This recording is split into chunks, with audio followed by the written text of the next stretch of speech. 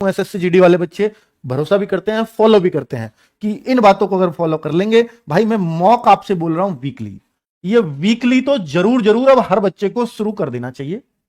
ठीक है, आपका जो चैप्टर वीक है उसको पहचान लो और उस पर काम करना शुरू कर दो। अभी समय है, सिर्फ 1 महीने ही ये समय है, उसके बाद मैं सीधा बोलूंगा अब चैप्टर वीक पे काम मत करो, अब सीधा प्रैक्टिस करो।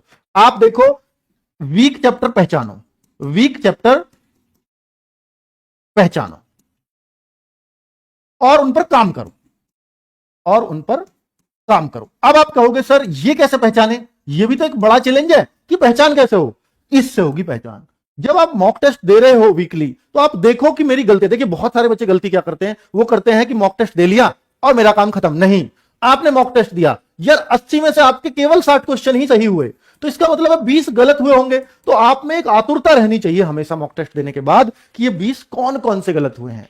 इसमें जीएस में हमें उतना एक्साइटमेंट नहीं होता, फिर भी हम सही उत्तर तो जानना ही चाहते हैं, पर फिर भी मैथ्स और रीजनिंग और हिंदी में तो मुझे नींद ही नहीं आएगी कि कौन से गलत हुए कौन कौन से, जब तक ये जान ही नहीं लूंगा। तो भाई साहब ये होना चाहिए, और यही सिलेक्शन की पहचान है। जो बच्चा सिलेक्शन के लिए सीरियस है वो ये जान के रहेगा कि मेरे 20 कौन से गलत हुए हैं और मैथ, हिंदी, रीजनिंग में क्यों गलत हुए हैं। अब वो जो क्यों है, उन चैप्टर्स को देखो कि मैथ्स में कौन कौन से चैप्टर के मेरे रेगुलरली गलत होते हैं। आप कहते हो सर मेरे ऐसे 5 चैप्टर हैं, इन 5 में हो सकता है कोई आपको बहुत मुश्किल लगता हो, पर उन 5 में वो सारे मुश्किल नहीं होंगे।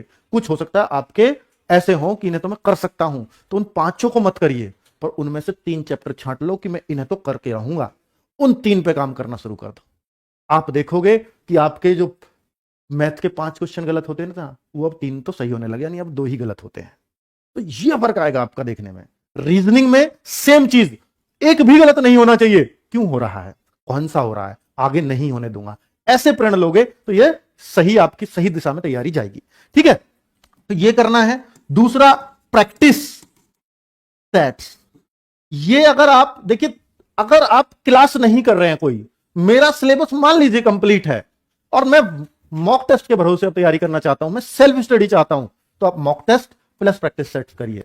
प्रैक्टिस सेट से क्या है, टीचर अपने अनुभव के आधार पर आपको तरह तरह के क्वेश्चंस की प्रैक्टिस करा देगा, जिससे आपको बहुत फायदा होगा। ठीक है, तो ये साथ में प्लस ये, आप क्यों नहीं, मैं तो अपने आप ही तैयारी करना चाहता हूं, फिर बुक्स ले लीजिए, फिर बुक्स को रंग डालिए, अच्छे से कवर कर डालिए। मैं ये नहीं कहता कि प्रैक्टिस सेट कर रहे हो बुक की जरूरत नहीं है, बुक की तब भी जरूरत पड़ेगी आपको। प्रैक्टिस सेट कर रहे हो तो टीचर के साथ एक आदत बन जाती है, टीचर जो जो करा रहा है मैं भी कर लेता हूं, और वो ऐसी आदत बन जाती है कई बार कि टीचर का थोड़ा सा हिंट मिलता है इसलिए मैं कर लेता था, उसे हम पहचान नहीं पाते। बुक करने से क्या होगा कि आपको यह पता चलेगा मेरी रियल स्थिति क्या है, और बुक करने से ही आपको असली कॉन्फिडेंस आएगा। क्लास जरूरी है, लेकिन बुक भी बहुत जरूरी है। बुक कोई फॉलो नहीं की मैं नौकरी लग गया, ऐसे शायद ही कोई बच्चा देखोगे।